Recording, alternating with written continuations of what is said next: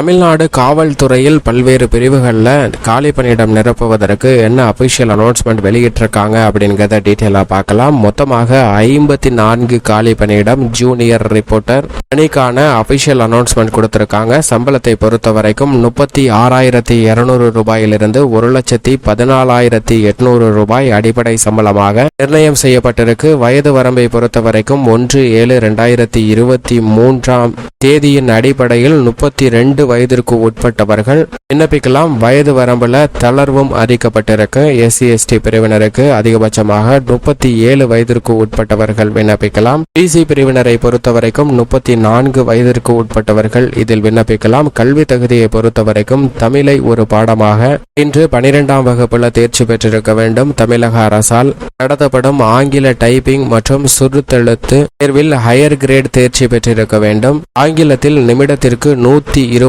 வார்த்தைகள் என்ற வேகத்தில் சுருக்கெழுத்து திறனும் மற்றும் நிமிடத்திற்கு 45 வார்த்தைகள் என்ற வேகத்தில் டைப் செய்யக்கூடிய திறனும் பெற்றிருக்க வேண்டும். கம்ப்யூட்டரில் பணிபுரியும் திறன், சுருக்கெழுத்து திறன் பெற்றவர்கள் விண்ணப்பிக்கலாம். விண்ணப்பதாரர்களுக்கு தமிழ் மொழி திறன் பரிசோதிக்கும் வகையில் எழுத்து தேர்வு நடைபெறும். டைப்பிங் தேர்வும் நடைபெறும். தகுதியான நபர்கள் தேர்வு மூலமாக தேர்ந்தெடுக்கப்பட உள்ளனர். விண்ணப்பிப்பதற்கு அபிஷியல் இணையதளம் eservice.tnpolice.gov.in என்ற இணையதளத்தில் விண்ணப்பிக்க வேண்டும். விண்ணப்பிப்பதற்கு கடைசி நாள் வரும் 15ஆம் தேதி.